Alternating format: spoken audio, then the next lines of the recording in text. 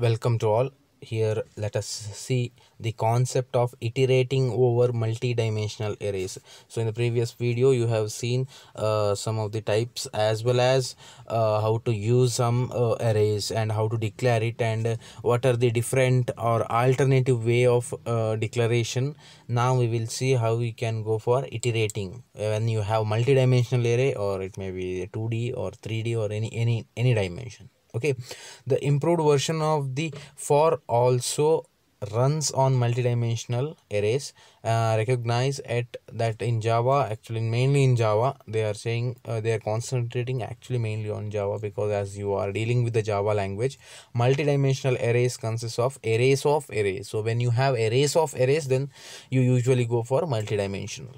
Okay, so when iterating over arrays, type must be compatible with the base type of the array. It is always like that. So if you are going for iterations, make sure that your base type, whatever the type you are going for, it may be int, string, usually you go for integer values itself, isn't it, for iterations, and for the array storing or the data which is being stored in arrays, usually you go for integer.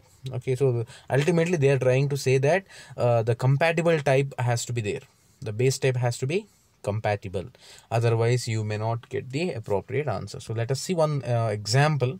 We can see one example when you have more than one dimension. Okay, now you have one class with some name. Okay, now inside the class you have main method. Inside the main method you are declaring one variable called sum, so that ultimately you can get the summation, or total sum of all the numbers. That is the reason why you go for one sum variable.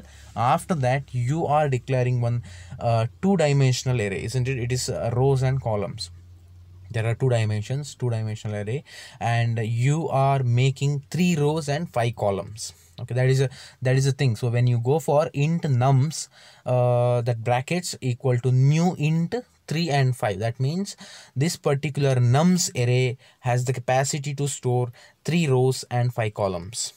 Okay, so ultimately how many values? 3 into 5, so 15 values, total 15 values can be stored in this particular array with the type integer. So you have to remember that. So this is the integer type array, and the array name is nums, and nums has the capacity to store 3 rows and 5 columns.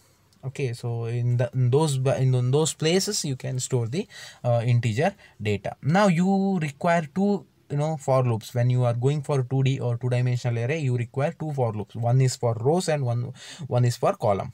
Okay, now the first array loop is always for rows, and the second loop is for column. So that means when so you are going for the first loop is int I equal to 0, I less than 3, I plus plus. So you are initializing one variable called I, and you are you are declaring one variable called I, and you are initializing 0 to that particular I, and this particular loop will run 3 times. Why?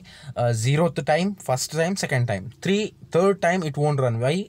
Because the condition fails. 3 less than 3, it is not true. So that is the reason why to ultimately this loop will run 3 times. And the second loop is for columns, and that loop will run 5 times, because j equal to 0, j less than 5, j plus plus. Okay, now you are populating the array. How you are going to populate the array?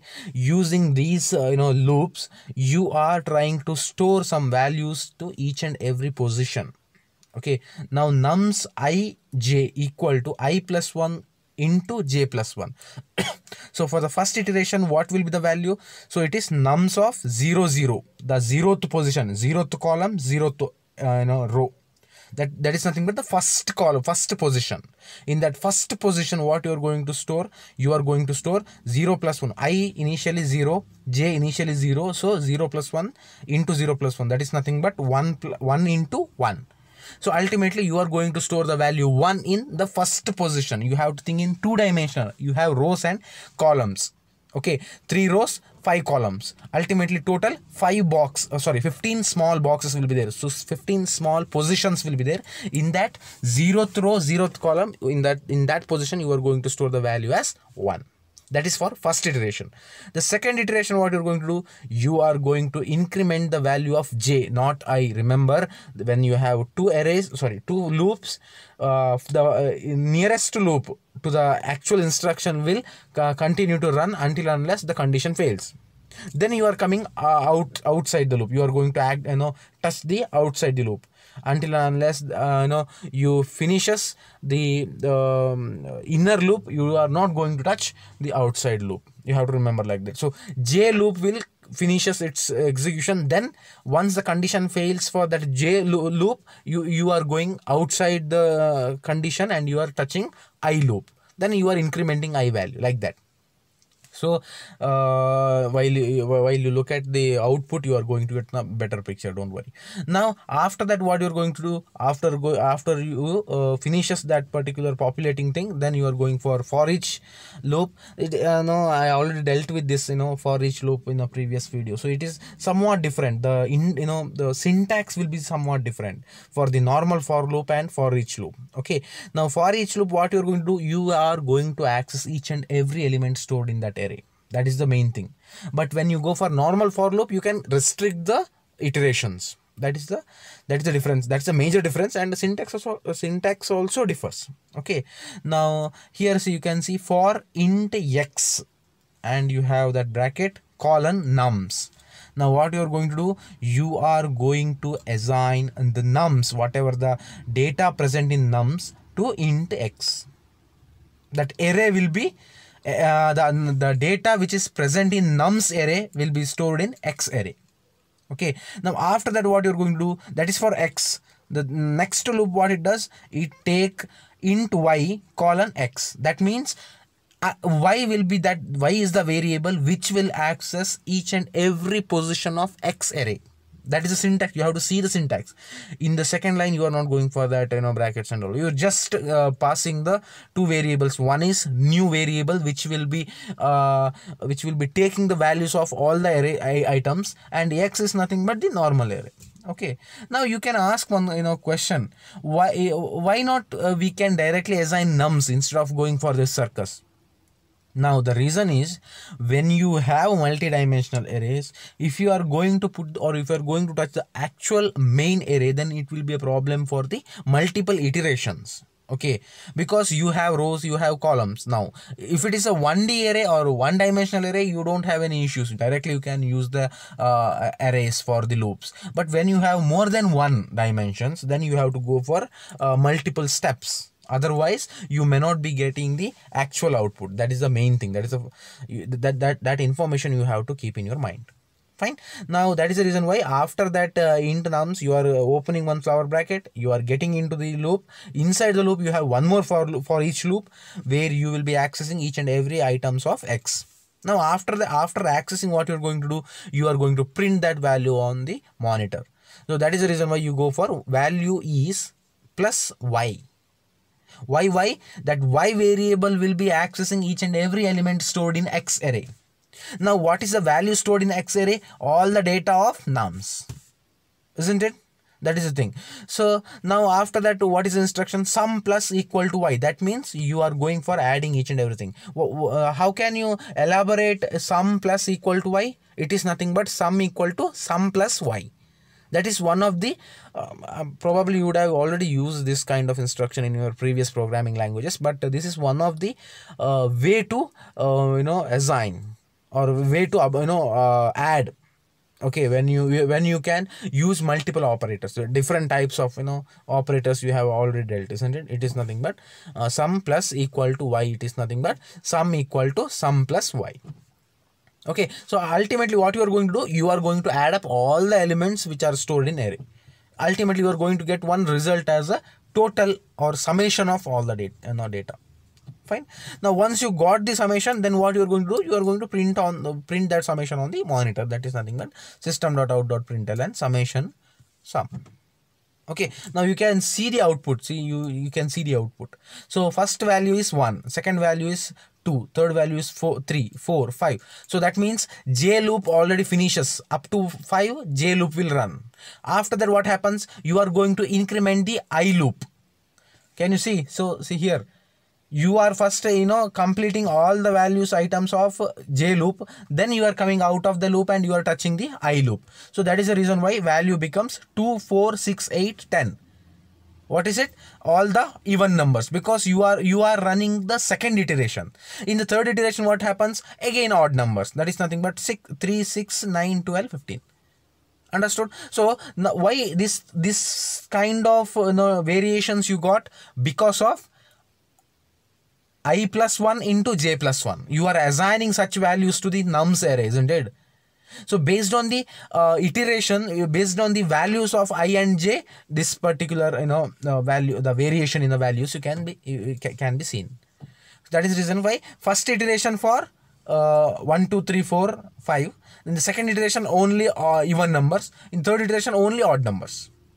Odd numbers is in the sense, now you can ask, then 12 is not an odd number, or 6 is not an odd number, isn't it? But based on the iteration value, it is something like 1, 2, 3, 4, next 2, 4, 6, 8, 10, then 3, 6, 9, 12, 15. If you have incremented the array loop, or the values which is stored in a loop, or if you have populated the array more, then you may you may be getting 4, 8, 12, 16, 20, like that for the next iteration, for the fourth iteration. But here you have only 3 iteration, because I value is 3.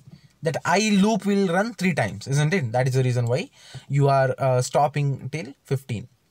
Fine. So like that, this iteration over the multidimensional array will work. Okay. Now next you have one concept called applying the enhanced for. So since the for each style for can only cycle within an array in sequential order. Okay, it can be used only for sequential order from start to end. You might think that use is bound, but it is not true. Actually, see why they have included this sentence, because initial only I said for each loop you are going to access each and every element. You cannot restrict the for loop, isn't it? So from start to end you are going to use the loop. Now but for normal for loop, what you are going to do, based on the condition you provide in that loop, you can restrict the iterations.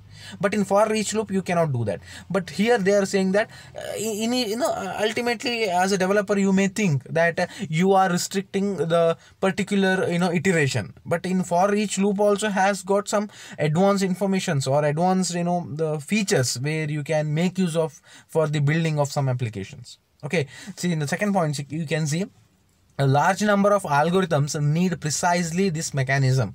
One of the most basic is searching. For instance, the following program uses a for loop to search an unsorted array for a value. It stops if the value is found. Fine. So instead of going for some iterations, if the things are dynamic, if you don't know what extent you have to run, from which value you have to start, then you can go for from start to end, isn't it? Some algorithms requires it, so that time you can make use of for each loop. That is the thing. The third point is the for each style is an outstanding choice in this application, because searching an unsorted array requires examining each element in a sequence. See, that is the reason why I said some algorithms requires this kind of fashion of retrieving the data, or printing. Definitely I can say retrieving itself, to print something on the monitor, to access each and every element present in the array. You require such kind of loops. Okay, so that is the reason why it is outstanding one. For each loop is a outstanding concept. Fine. So you can see one example here. You have one class called search. Inside the class you have one main method. Inside the main method you have one dimensional array that with the name nums, which has the values like 6, 8, 3, 7, 5, 6, 1, 4. So there are that many number of elements which are stored in nums array. Now you have one more variable called val, or value. So you are assigning value 5 to val. Now you are checking whether, element 5 is available in that array or not. Fine. Now you have one boolean variable called found. Initially it is being set to false. Now whenever the value 5, if the value 5 is available in array, then it becomes true and you are going to come out of the loop, or you are going to just print the output as yes, it is found. If the boolean value is true, then you are saying that yes, the item found or value found. So something like that. This program is like that. Okay, now after that, what you're going to do, you are going to use for each loop. Now you have one variable called x, and you are just assigning your nums array to x. Now you are checking, each time you are checking x equal to val or not. So if you are, why you are checking each and every time? Because from start to end you have to search for value 5. It is unsorted also, it is not sorted, isn't it? The values which you are storing in array is not sorted. Some random numbers are there. Out of that unsorted array, you are searching the value 5. For that you require for each loop in this particular example. Okay, if x equal to val, what you are going to do, you are going to set the found variable as true. That is nothing but boolean variable.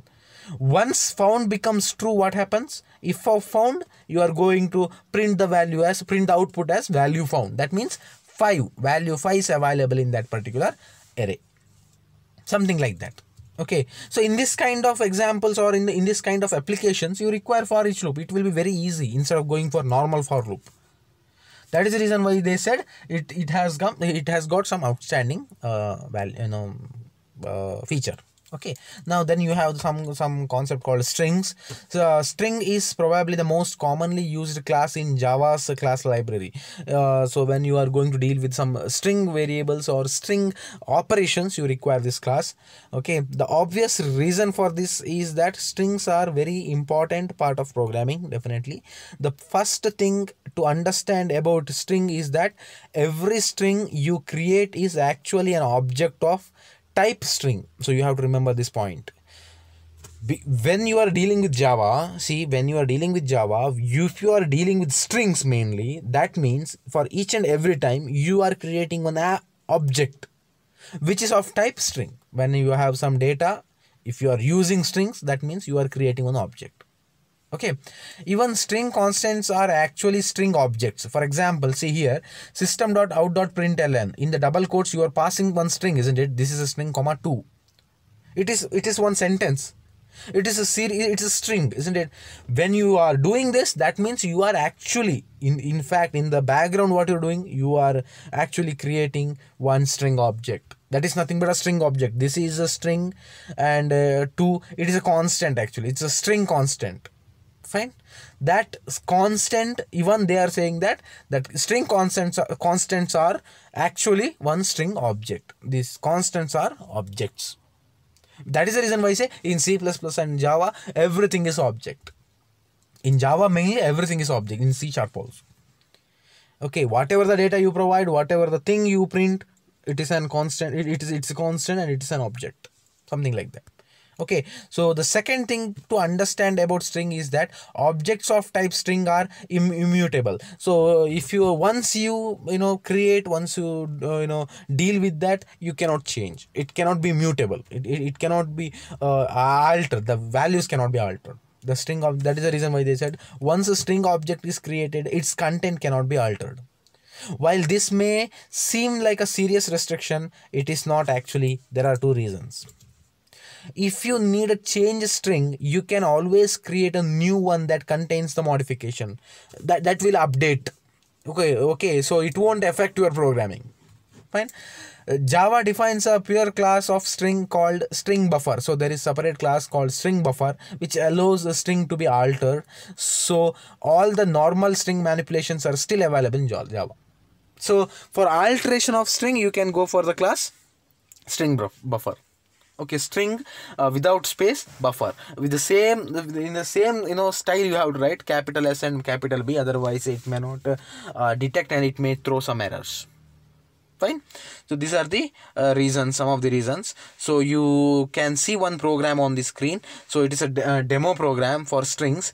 You have one class called string demo. Inside the class you have one main method. Inside the main method you have 3 string objects actually.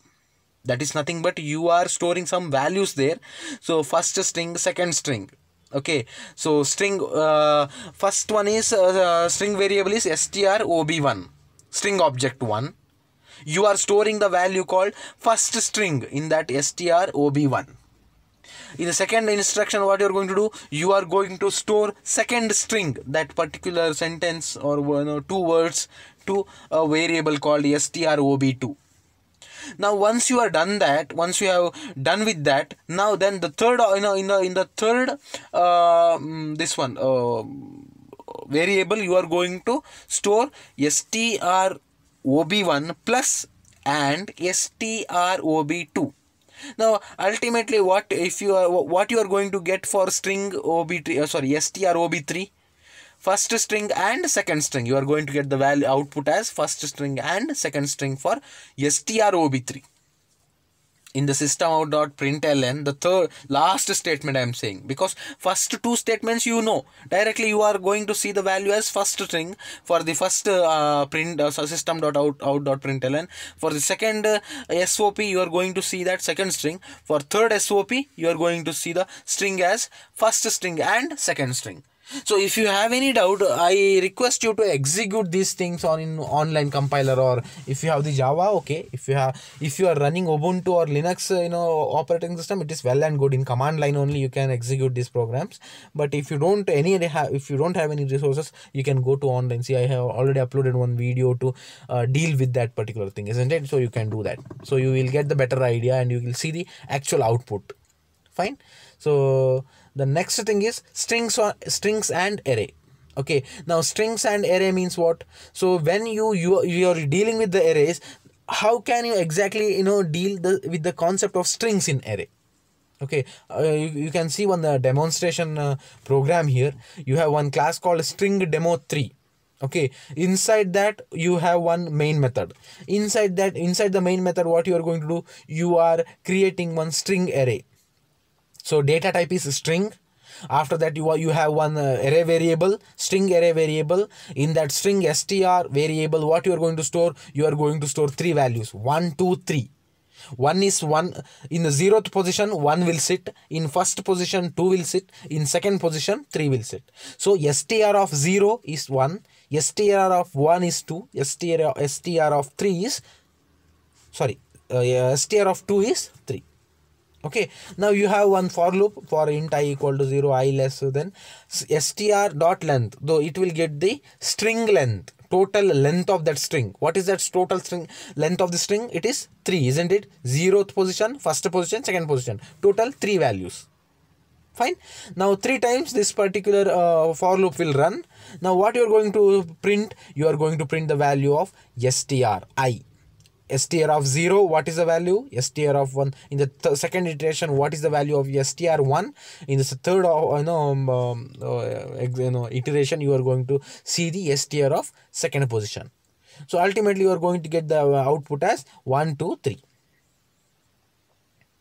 Okay, so that is the output. In the below, you can see the output. Fine. As you will see the following section, string arrays play an important part in many Java programs. So not only in Java programs, in almost all programming language, string has got vital part or vital role. Okay, it is very essential that you have to understand. Fine.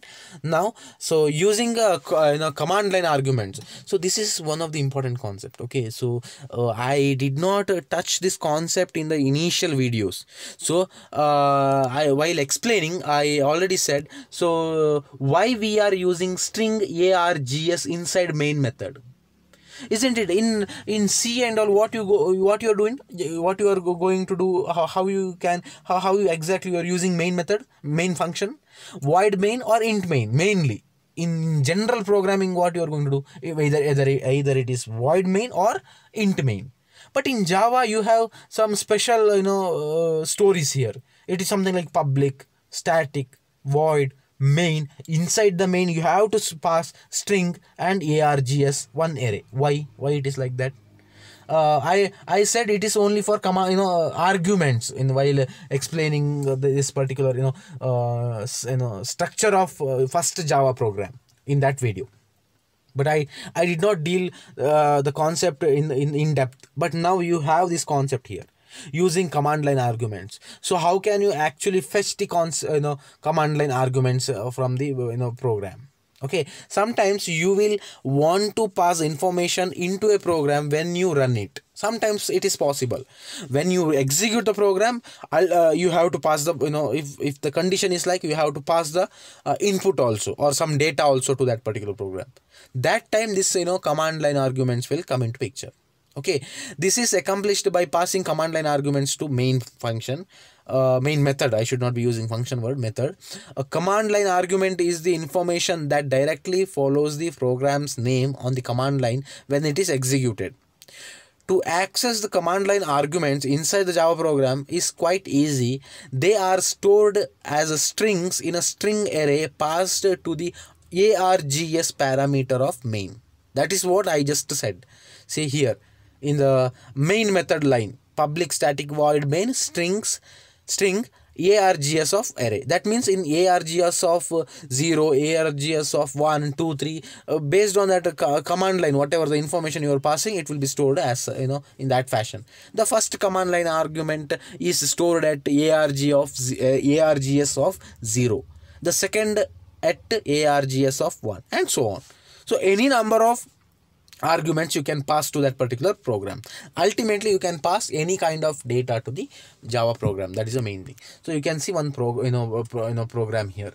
See here, the program is for displaying all the command line arguments. Okay, now class command line, one class called command line. You have one class name called command line. Inside the command line class you have one main method.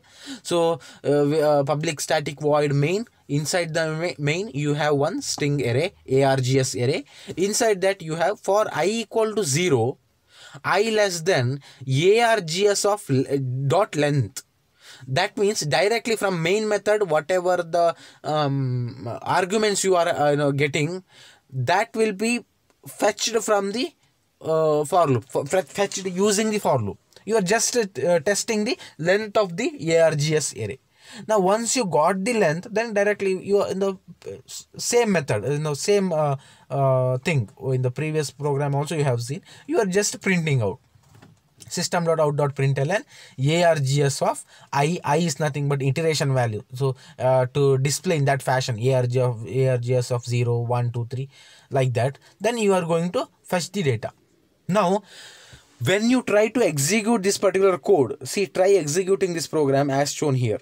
Now Java space command line. See, this execution is mainly can be possible in Linux platforms, in command line executions. Okay, not in JDK. Not JDK. See, Visual Studio or any IDE which if you are using, then it is somewhat different. If you are running in using commands or command prompt or terminal, then only it is possible. This kind of example can be possible. You have to visualize like that. Okay, so it is something like Java space command line is nothing but class name. See, I already said, if you have main method within a particular class, the same class name has to be the file name also. So here it is file name, right? Java space command line command line, it is a file name. This is a test 100 -1. These are the parameters you are passing to the program. How? Using this particular line, Java space command line space rest. See, Java is a to run any Java programs using terminal, you require Java keyword, isn't it? Space command line is nothing but a file name. Now if you don't have the parameter, then you can directly go for Java space command line. Ultimately you are going to get the output. But if you want to pass some parameters to that command line, then you need, this is a test 100. So that is what you see in the output also. Args of 0 is this. That is the first value or first parameter. Second one is args of 1. It is nothing but is. Third position will be having the value as A. Third position will have third position will have the value test. Fourth position 100. Fifth position -1. So that means total 6 parameters are passed to that particular program. something like that.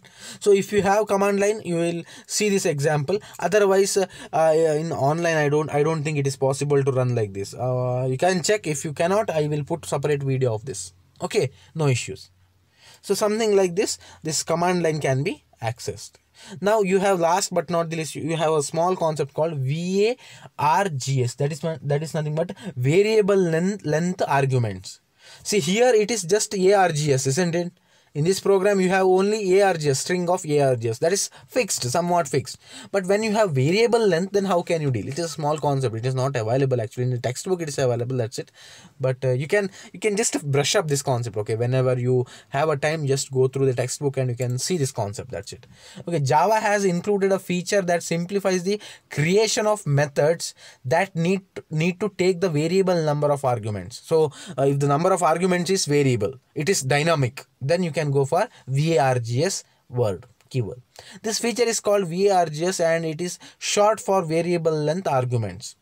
So VARGS is nothing but variable length arguments. Okay, a method that takes a variable number of arguments is called a variable arity. So variability, actually it is variability method, or simply a VARGS method. So when the parameters are variable or dynamic, then you can go for VARGS method. That's it. Okay, it's a small concept. Fine. If you have any doubt, you can ask me. So let me wind up the video here. So try to execute these programs, whatever the programs I included in these slides. Try to execute it online. If you don't get the output, you can get back to me. And for that command line argument, I will put one short video. I will show you. I will execute in my laptop using terminal itself. I will show you how exactly it is working. So it will be very easy for you to understand. Because in online, I don't think in online platform you can run using command prompt. I never tried actually. So as I have system, I will show you how exactly you can run. Fine. So I will wind up the video here. Thanks for watching. If you have any doubt, you can get back to me. Yes, thank you.